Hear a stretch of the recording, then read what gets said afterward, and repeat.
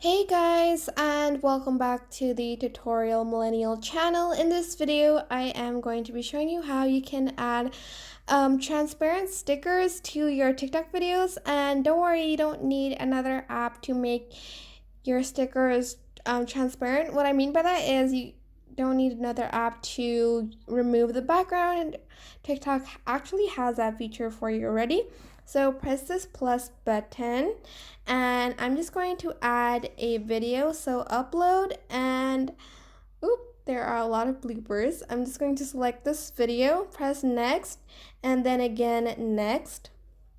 And then here, I'm just going to press stickers. And then I am going to select, where is it? This one. And then I am going to select a picture. I'm going to select this one and click on the upload to remove background.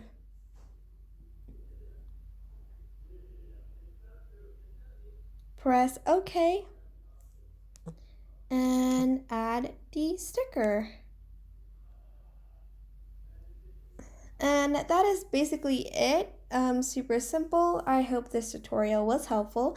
Don't forget to like, comment, share, and also subscribe to this channel if you haven't done that. If you have any questions, just leave it in the comment section down below, and I will try my best to answer them all.